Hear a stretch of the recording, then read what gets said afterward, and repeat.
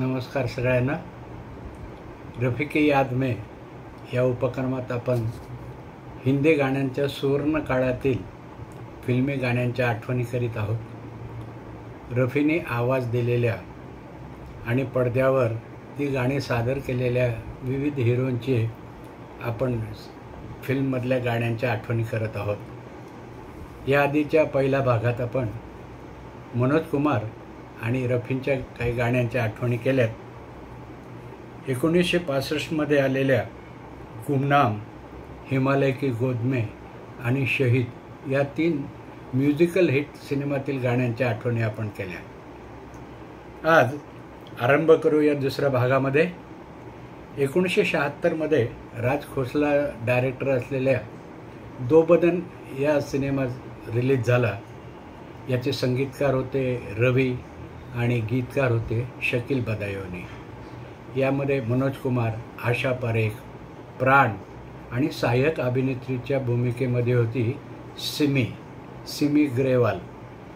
ही सिमी अभिनेत्री सहाय्यक अभिनेत्रीच्या रोलमध्ये इतके अप्रतिम रोल केलेले आहेत की त्यांची आठवण आजही बेस्ट सपोर्टिंग ॲक्ट्रेस म्हणून केली जाते. दो बदन आहे, मेरा नाम जोकर आहे, साथी राजेंद्र कुमार वैजयंतीमाला यांचा, कर्ज ऋषी कपूर आणि टीना मुनीम यांच्या, या सगळ्या सिनेमामध्ये या सिमी या अभिनेत्रीने आपल्या अभिनयाची छाप सोडलेली आहे. त्यांचा एक चित्रपट होता चलते चलते नावाचा. याच्यामध्ये सुद्धा त्यांचं एक ड्युएट खूप लोकप्रिय आहे.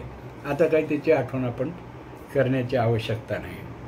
तर दो बदन हा सिनेमा मी माझ्या शालेय जीवनामध्ये म्हणजे 10वी-11वीच्या वर्षामध्ये 66-67मध्ये हैदराबादला असताना शेजारी असलेल्या दिलशाद आणि रॉयलपैकी रॉयल टॉकीजमध्ये पाहिलेलं मला आठवतं. आणि त्या काळाच्या त्या टॉकीजमध्ये वरून बहुतेक टीन शेड असायच्या आणि मोठमोठे थिएटर असल्यामुळं गाण्यांचे आवाज फार घुमत असायचे मस्त. ठेकेदार गाण्यावर तर लोक ठेका धरायचे, टाळ्या वाजवायचे किंवा शिट्ट्यांचा प्रतिसाद चढत्या क्रमाने यायचा. पण हा दो बदन मात्र एक शोकांतिका, ट्रॅजेडी, असफल प्रेमाची कहाणी. यामध्ये मनोज कुमार आणि आशा पारेखने खूप छान अभिनय केला आणि एक म्युझिकल ट्रॅजेडी फिल्म म्हणून दो बदनची गाणी आजही लोकप्रिय आहेत. लता मंगेशकर, आशा भोसलेंची गाणी, त्याशिवाय रफीची सोलो आजही टॉप रफी सॉन्गमध्ये लिस्टमध्ये येतात. तर यातलं पहिलं आहे, नसीब में जिसके जो लिखा था वो तेरी महफिल में काम आया. नसीब में जिसके जो लिखा था वो तेरी महफिल में काम आया. नसीब में जिसके जो लिखा था. आणि दुसरा आहे एक पियानो सॉन्ग, भरी दुनिया में आकर दिल को समझाने कहाँ जाए. भरी दुनिया में आकर दिल को समझाने कहाँ जाए. मोहब्बत हो गई जिनको वो दीवाने कहाँ जाए. भरी दुनिया में आकर दिल को समझाने कहाँ जाए. आणि तिसरं, रहा गर्दिशों में हरदम मेरे इश्क का सितारा. रहा गर्दिशों में हरदम मेरे इश्क का सितारा. कभी डगमगाए कश्ती, कभी खो गया किनारा. रहा गर्दिशों में हरदम. या रफीच्या सोलोमुळं ही गाणी आजही ऐकली जातात आणि दो बदन सिनेमासुद्धा यूट्यूबवर आवडीने पाहणारे अनेक रसिक प्रेक्षक आहेत. मनोज कुमारच्या म्युझिकल हिटमध्ये दो बदनचा अग्रक्रमाने समावेश होतो. यानंतर आलेला 1966चा शक्ती सामंत प्रोडक्शनचा सावन की घटा, यामध्ये ओ.पी. नय्यर साहेबांचं ढंगदार संगीत आणि आशा भोसले, रफी यांच्या गाण्यांनी हा चित्रपट एक म्युझिकल हिट म्हणून आजही रसिक श्रोत्यांच्या लिस्टमध्ये आहे. यामधील आशा भोसलेंची गाणी खूप गाजली आणि रफी साहेबांची सुद्धा 2 गाणी या सिनेमामध्ये मनोज कुमारने पडद्यावर गायलेली आहेत. पहिलं सोलो आहे, जुल्फों को हटा दे चेहरे से, जुल्फों को हटा दे चेहरे से, थोड़ा सा उजाला होने दे, जुल्फों को हटा दे चेहरे से. आणि दुसरं आहे एक ड्युएट सॉन्ग आशा भोसले आणि रफी साहेबांच्या आवाजातलं. यात रफी साहेबांच्या ओळी दुसऱ्या तिसऱ्या कडव्यामध्ये येतात. अशी तर खूप गाणी आहेत की आवाज फिमेल सिंगरचा आणि त्यात एखादी ओळ एखादं कडवं असं रफी साहेबांच्या वाट्याला आलेलं, पण त्या गाण्यातही रफी साहेब आपली छाप सोडतात. तसंच हे पडद्यावर शर्मिला टॅगोर आणि मनोज कुमार यांचं ड्युएट सॉन्ग आशा भोसले आणि मोहम्मद रफी.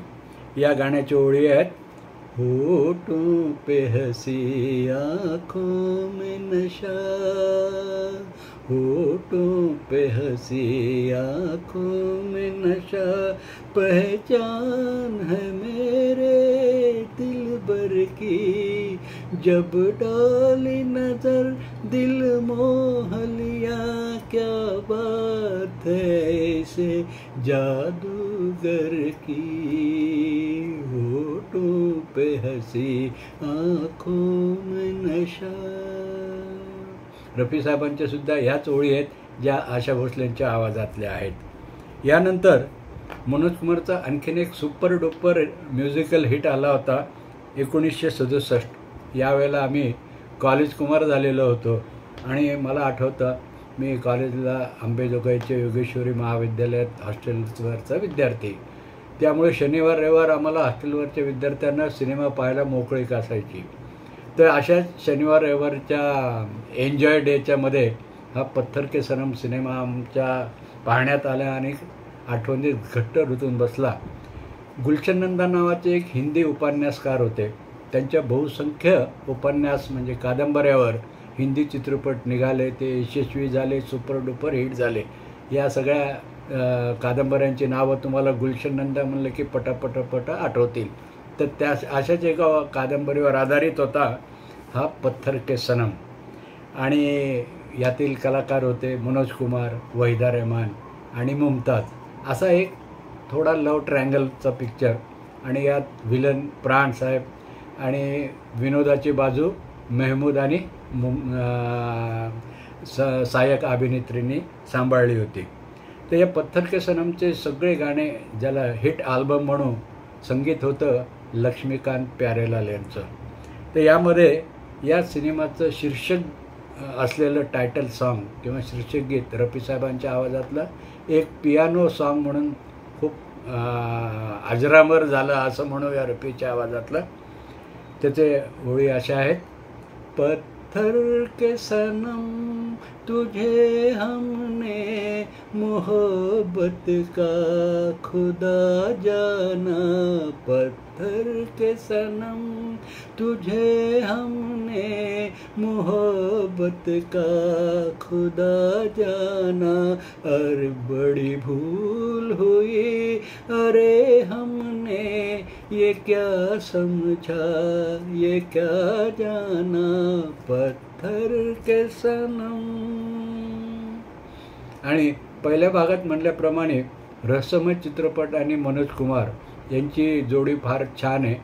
तर व कौन थी, अनीता, पूनम की रात याच रांगेतला एक पिक्चर आला होता 1969 साली, ज्याचं नाव होतं साजन.